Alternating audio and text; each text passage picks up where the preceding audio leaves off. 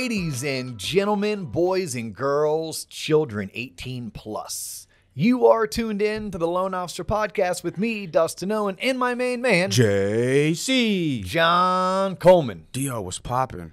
JC, what's poppin' is you and I coming back from Vegas. I know, I didn't have the people say my name for me. Mastermind 2022 Was a success. It was a success. Yes, it was a great event. It was awesome. It was a great event. It had really good turnout. I mean, Yeah, it it was did. over 1,000 people at this event. We had a fantastic opportunity to really get belly to belly and face to face. Yes. Yeah, with some T-loppers. For sure. Yeah, it was phenomenal. And dude, the speakers were great. Like Barry Habib kicked it off. Barry did a phenomenal job. As usual. Yeah, what you would expect, right? Look, you're a 40-year industry veteran. You better not fumble. You better not fumble. But no, I mean, he educated, he entertained, and he inspired. Like, Yeah. if he was on T-Lop, I'd be like, check, check, check. Yeah. Right? He taught us shit they don't teach in high school. If he was on T-Lop, I'd be like, check. Shayla Gifford brought down the house. I heard. She also ghosted us, but that's okay. Next time. Hey, it's not the first She's or a last busy- time that she's we'll be busy. rejected. It's fine. That our hearts will be broken, Shayla. It's okay. Yeah.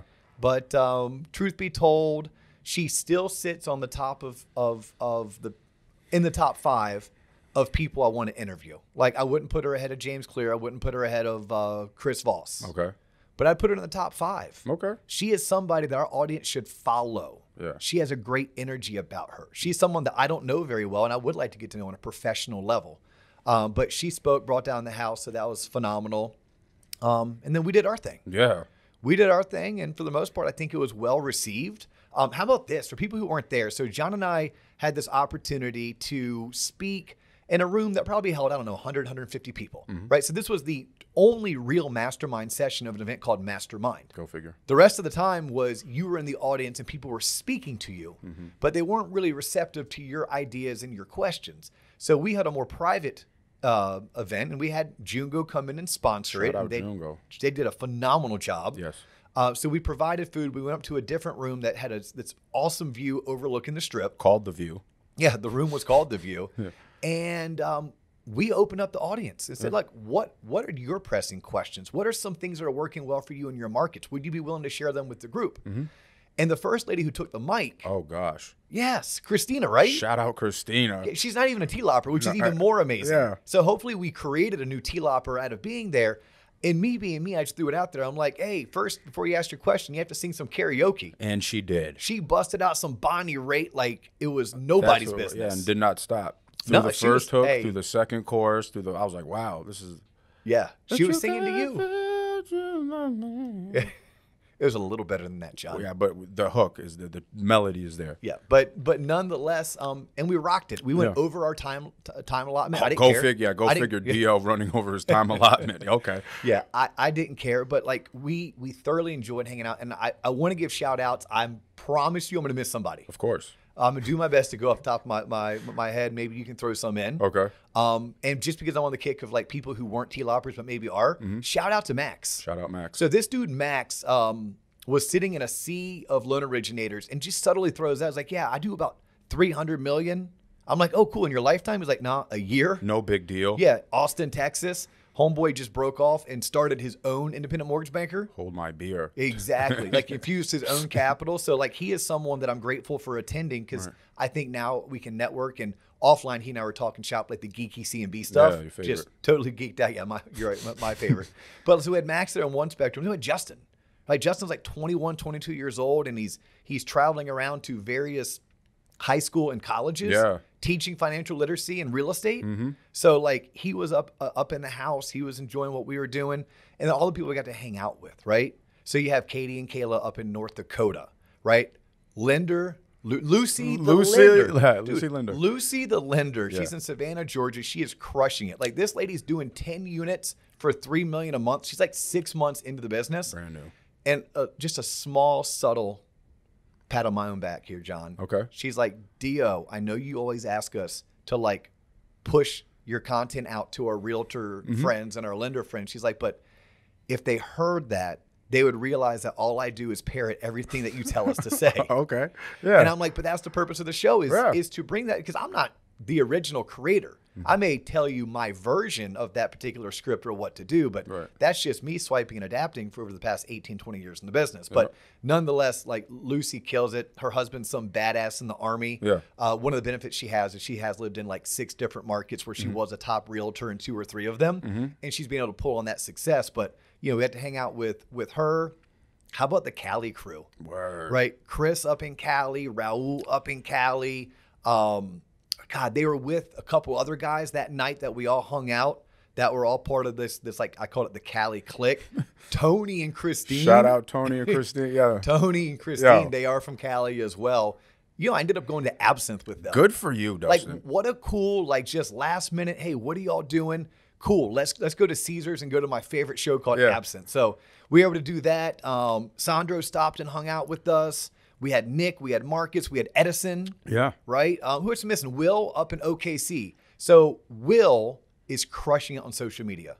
I believe the last name is Gomes. I think it's Gomes, but he's a top producer, but he's killing it all over Instagram right now, TikTok, Facebook. Actually, I had the opportunity to sit down in the food court with him. Okay. You know, the first day that lunch was a little bit weak. So afterwards, I had to go and Get real food? Get real food, yeah, at like, you know. McDonald's?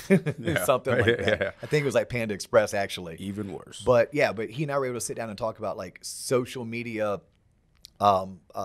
tips and tricks and hacks that all work. Who else we had? We had Erica. Oh, Jay and Josh. Jay and Josh, shout out Utah. Yeah, Utah by way of Hawaii. Yeah. Yeah, so very cool. And then Air Force. Shakita. Yes. Not even an LO Not yet. even an LO yet. No, not even an LO, but she lives in Vegas. Yeah. She's stationed in Vegas. Word. And said, hey, you guys are going to be in town. I'm a big fan of the show. I want to swing by. Amazing. Yep. So for the people that we left off, we apologize. See you on the next go around. We will see you on the next go around. Yeah.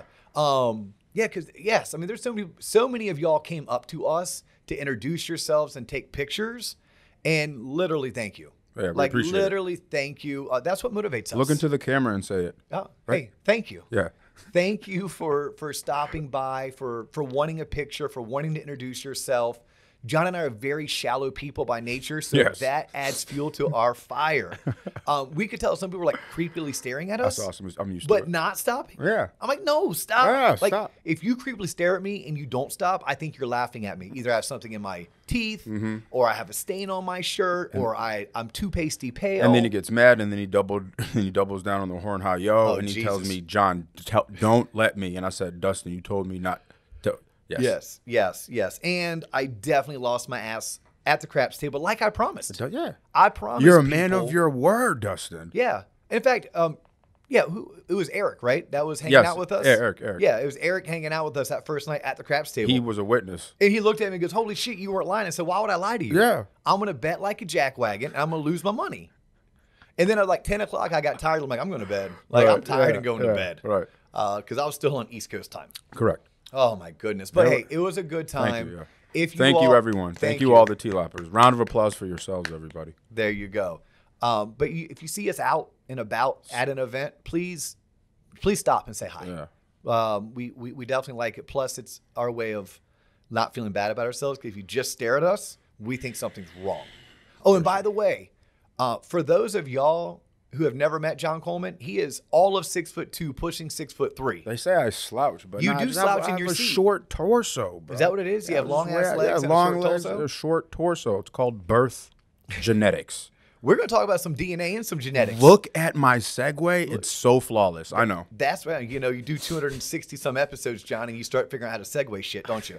No, but just truth be told, because at some point, John's heard, oh, wow, you're much taller than I anticipated. Yeah, what'd you think? I was 5'2"? Hey, you don't know. There's a lot of short guys that have your booming voice. That's true, though. Yeah. But No, but John and I are both about the same height. Yeah. Right? Somewhere around 6'2". It is. Depending on the shoes we're wearing.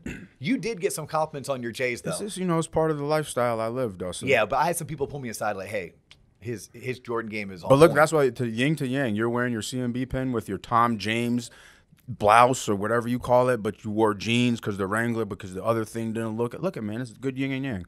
All right, whatever you just said. Yeah. Let's jump into today's episode because Lucy the lender is already like, guys, shut the up and And please let me just Oh, get I to hope the not, meat because and if she potatoes. fast forwarded, she wouldn't have heard the shout out. Guess what? Her problem, not Her problem. ours. Correct. That's her problem, not ours. Okay. So today's topic Yes. is something that I'm really going to start playing with. Okay. It's called Know Your Sales DNA. Okay. What is your sales DNA? This topic was born off of my two business partners and I preparing for our regional sales rally, which, by the way, this freaking hurricane that's coming in a couple days or supposed to come has now ruined or postponed 3 or 4 months of hard work. Yeah. We had 90 people coming in to Orlando, Florida, most of them coming in from out of state or out of the area, Yes. staying in a hotel for 2 nights where we're going to put on our own mastermind, but just for our associates. It's something we've been doing for 11 years. This was going to be our 11th annual. And one of the presentations that I was putting together was, I'm thinking, oh, well, what's next year? Next year's 2023. What are we doing? Well, we're preparing for 2023. 23andMe, how does that rhyme? Or how does that go, right? 23andMe, oh my God, that's the DNA.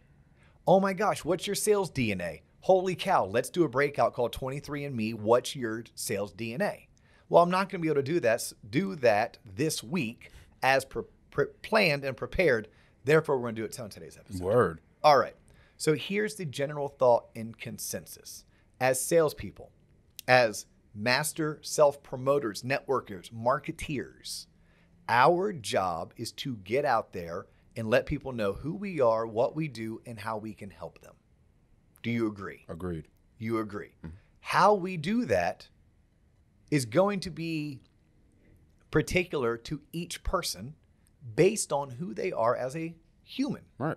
Right? How are you genetically predispositioned? Mm-hmm. What are the things that you're naturally good at? What are the things that you naturally like? Because when we look at ourselves as the species of Homo sapien or humans, we know there's nature and we know there's nurture, right? Nature is how were you born, right? What were you predispositioned to be? Everything from the color of your skin to your height to how hairy your back is or isn't, how long your nails can grow and they can't grow, et cetera, et cetera. Mm-hmm. Also, what flavors do you like versus what flavors do you not like, right? All that's just a DNA thing. Then there's things called your nurture, right? Well, nurture is, well, what was my environment in terms of how was I raised? What was I around? What was I exposed to? Right? Because you can take someone who is of average intelligence and you can put them in an environment of a bunch of rocket scientists, but they can only come so far. Yep. Now, nature can move the needle a little bit, but it's not going to take someone who's of average intelligence and turn them into a rocket scientist. Correct. Right? Because they need that natural ability. So your sales DNA is really recognizing first and foremost, well, who am I and what do I do? And I'm going to speak more specifically to people who are in a industry that requires a lot of networking. This could be mortgage loan originators. It could be residential realtors. It could be commercial realtors, commercial lenders. It could be financial advisors, life insurance salespeople, people who sell fancy clothing like Tom James, right? It's all of those types of industries and careers where we have to recognize what they are. And I've come up with 6. Okay. There are 6 that I think you have to figure out, is this you? And again, you'll know it's you if A, you're just naturally good at it, and then B, if you like doing it. But what I've found is if you're naturally good at something, you tend to like doing it.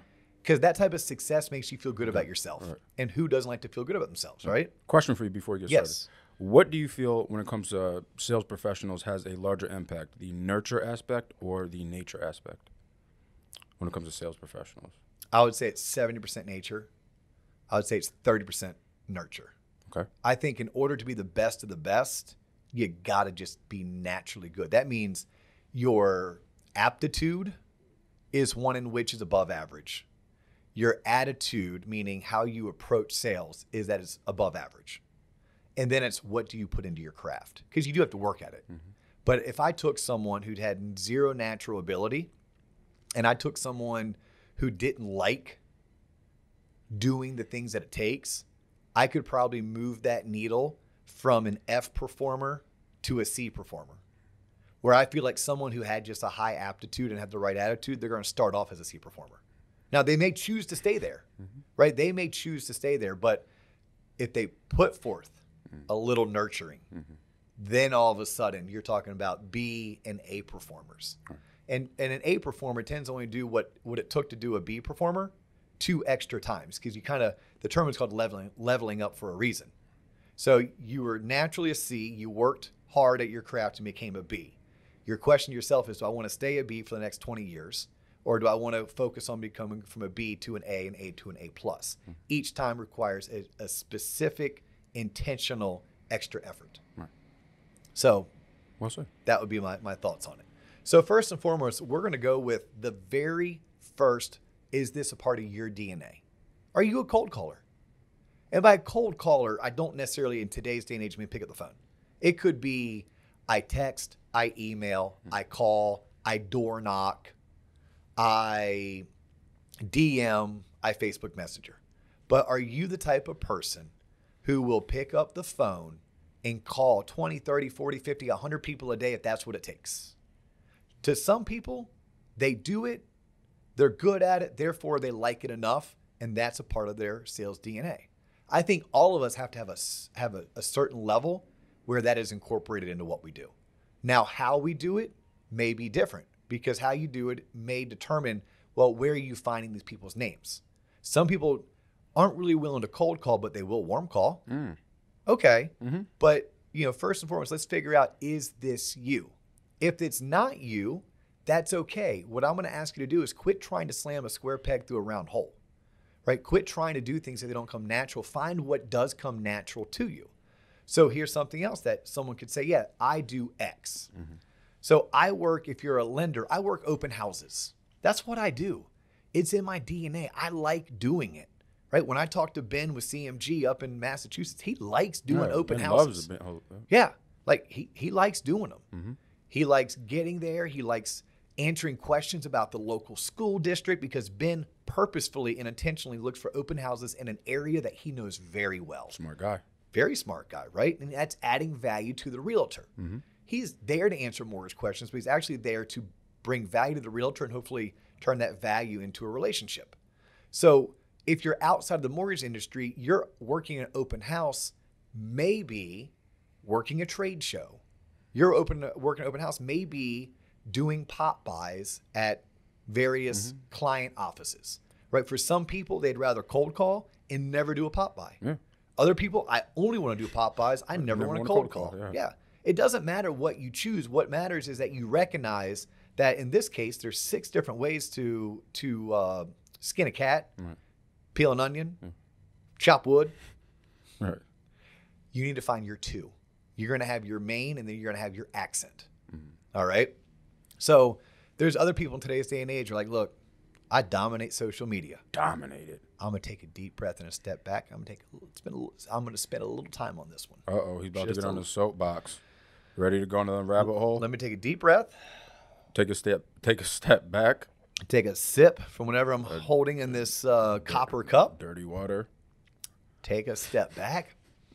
First and foremost, I want to take the word media out of social media because nobody likes the media. That's a fact. Okay. And I'm going to go one step further. I hated the media when I was in high school. And that was 20 plus years ago. With your communications Before degree. It was cool. With your communications degree. Advertising public relations. Oh, yeah. With a 4-year background in video production, John. But I was doing video production when we literally were still on tape. We had moved over. I know. I had the DVC tape, and you had to manually patch. I had the AB roll. Yep. I had video toaster. Oh yeah, that was it. Yeah. Shout out to Miss G at Lyman High School. No, the social media networker. So this is somebody that says, look, I'm going to network utilizing LinkedIn, Instagram, and Facebook, maybe even TikTok. Yep. Okay. If you do this, if you're going to make this part of your way of marketing, please know where people fail based on my experiences, based on my observations. And we're a decade into this. Like it was 10 years ago that Facebook became a thing that was outside of people who had .edu in their email address. Right. Okay. And I still think that we still don't have it right. When you are on the various social media platforms, you have to know which platform does what well and why are you there. If I'm posting a reel on Instagram, I am not posting something that's like call now. Hit me up. It is not a call to action. I'm making an informational video in hopes that I create a lot of views. Those views end up becoming more followers of my Instagram account. Yeah. Then in my stories, I can intentionally post things that are more call to action. Call me now. Yes, DM me for this, Yeah. right? Like that's what I'm trying to do on Instagram. If I'm on LinkedIn, I have to understand that the person on LinkedIn is probably not also on Instagram. And the person on LinkedIn, they don't necessarily want me advertising to them. Yeah. They want to see that I'm a human, Yeah. I'm a professional, I'm knowledgeable, I know what I do, and I just want to build my connections so that I can take it a step further and actually send them messages. Ah. And then before they respond, they're going to click on me. They're going to see my profile. They're going to read my bio. They're going to see my post. And then they're going to determine whether or not they want to connect with me. Yep. But I use LinkedIn to connect with other professionals, Yeah. builders, attorneys, CPAs, HR directors, realtors. Like I'm trying to connect with them in a different light than who I'm trying to connect with on Instagram. Yep. On Instagram, that's more of my like I'm going to a bar. Like I'm going to a bar. I may sing karaoke. I may drop some knowledge on the mortgage industry. But if I'm just getting people that view me or follow me and I do nothing with it, that would be the equivalent of me going fishing with no bait, right? Or that'd be the equivalent of me spending $2,000 on internet leads and not calling one of them. You are on these social media platforms. I'll put Facebook with Instagram pretty similar. I'm on there because I want to connect with people. So if I'm not creating content on Instagram that allows people to want to follow me, and then I'm not creating stories that make me want to do business with me, and when they do follow me, if I'm not sending them a DM saying, hey, thanks for following me, is there anything particular that I could help you with? Yeah. Yeah. Is there a particular outcome you're hoping to get from this connection? How can I add value to your life? If you're not doing those things, then you're missing the boat. Like you literally are showing up to, it's like going to a networking event, showing up and talking to nobody. Yep. But I showed up. I was there. Where's the business? Yes. Like, why would you do this? Same thing goes for Facebook, right? If you're on Facebook and you're posting, by the way, you should be on your personal page. Yeah. You should post. This is a Gwen Forsey recommendation that still works today. It's like a 3-to-1 ratio. Post 3 times about your personal life, one thing about your work life, and your work life cannot come across as like a used car ad.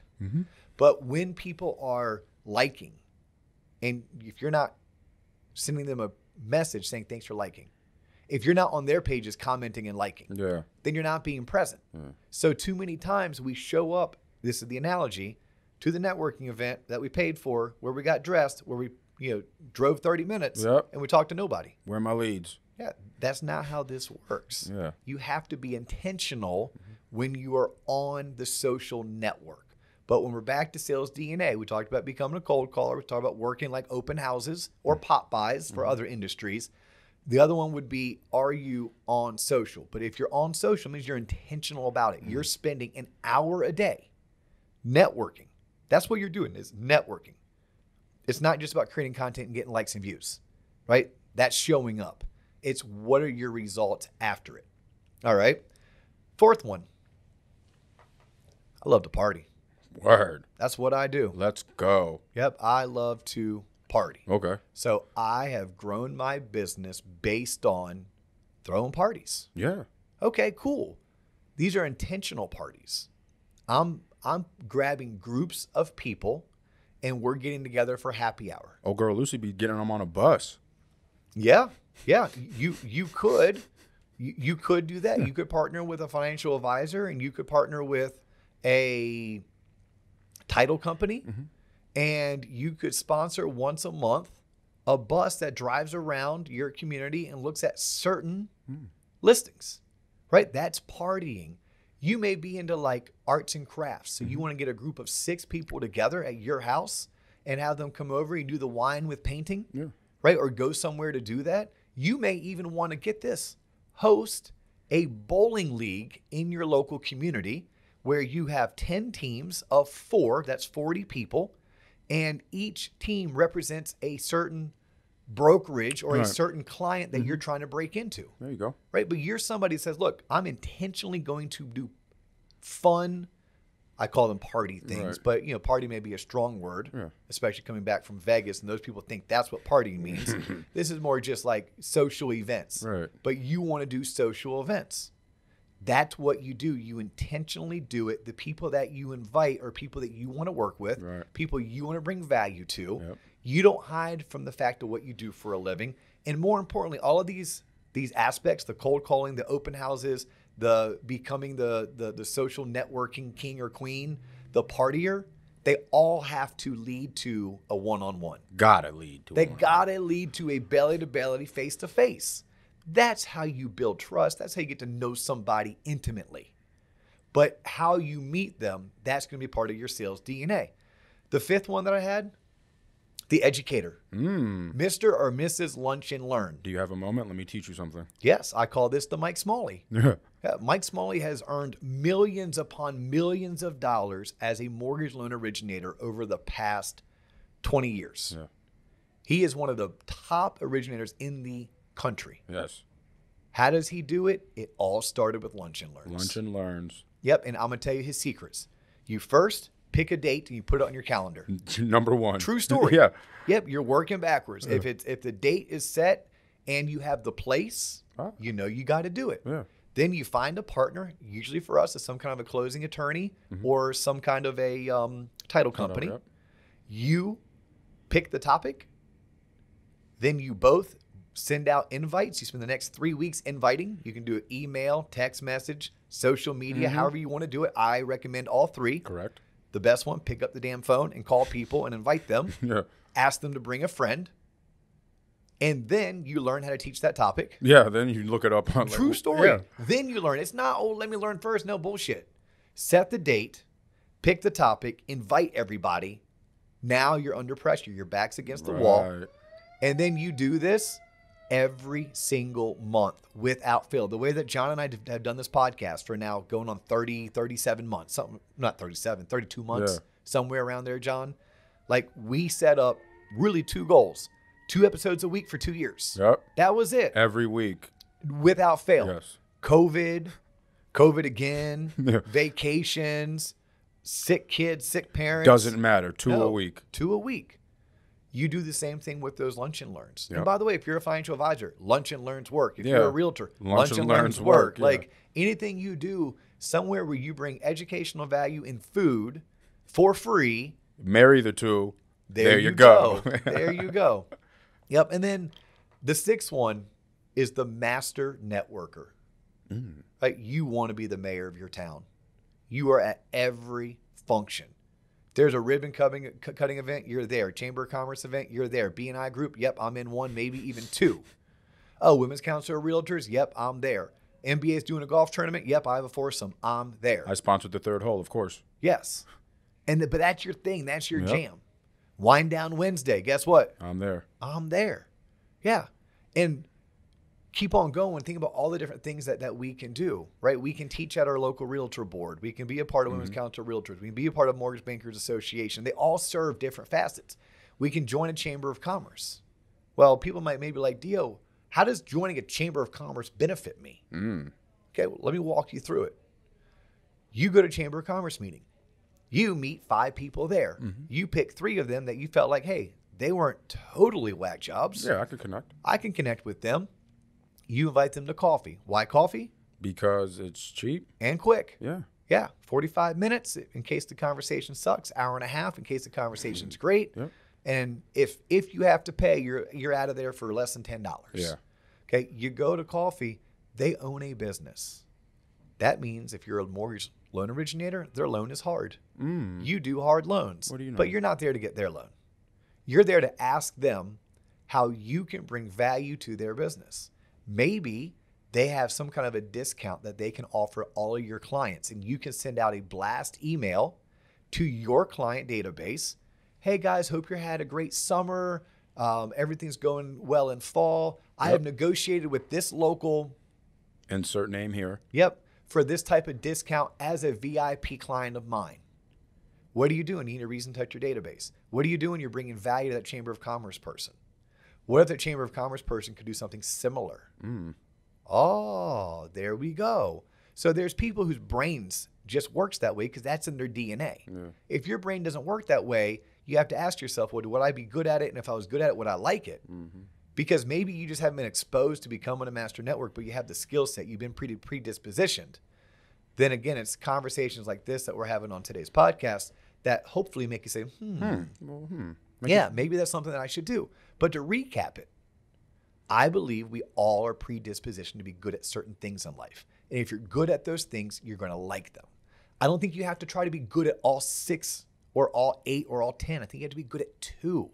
Find out the 2 that you think you're going to have the natural ability to succeed the most in, and lean into those things. Today, we came up with cold calling, working open houses, which again, for non-mortgage industry, it would be pop buys, becoming a social media master networker. I almost used the word influencer. I hate that word. Yes, I do. But you create content. You are very active connecting with people deliberately, connecting with them and taking it 2 to 3 levels deep in terms of turning a like or a view into a actual conversation. Are you the partier, right? The person who really loves to just grow and network through social fun events? Are you the educator, meaning you grow your network through lunch and learns? Or are you just a master networker, where if there's an event in your market, you're going to be there leveraged? You're always leveraged, right? If it's a Oktoberfest and there's a chance for you to have a booth. Guess what? I'm having a booth with pumpkins on it. I'm having a booth and I'm inviting a realtor. Yep. In fact, if I'm doing it, I'm going to invite 4 realtors, because what I'm going to do is I'm going to have it Saturday and Sunday, and I'm going to man the booth from 8 to 11 a.m. with one realtor, from 1 to 5 p.m. for another realtor. You notice I gave myself a 2-hour break openness. Yeah. No, in case one runs long or one comes early. Right. And I'm going to do the same thing on Sunday. But that's what I'd be into, right? If I'm that type of networker, maybe I'm also at things like bridal showers. Not bridal, not the shower, like when they have conventions. Yeah. Like a bridal convention. Yeah. Like trade shows. Yeah, because what are people who are getting married going to do? More than likely have a house to sell, house to buy. Yep. Dual income now. Maybe they were single income, now they're dual income. How could I leverage that with a realtor? Right? But then I have to put together all the systems and processes to, well, how do I get everyone's information? How do I make sure I put them into my database? How do I market to them? How do I call them? If you just show up to the event and you brought a realtor, okay, you get a star. Because, hey, you did an event with a realtor. You brought value to that real estate agent. Then if you actually had a sign-in check-in list, you get 2 stars. But you don't get 4 stars until you actually contact everyone on that list via email, text, and phone call. That's how you get your 4-star. We could probably dive deep, John, into all 6 of these, but I know we're running long. Was there anything last minute that we have not covered on today's episode? No, I think you knocked it out the park, bro. So what's your sales DNA? Oh, you're asking me? Yeah, what's your sales DNA? I had a sales job once where I cold called used car salesmen. And then my supervisor brought me in and had me listen to a call with him. And right then and there, I knew that sales was not in my DNA. So for that reason, you're out. So for that reason, I'm out. All right. For that reason, I'm in. And I would say I am naturally good at cold calling. Oh, yeah.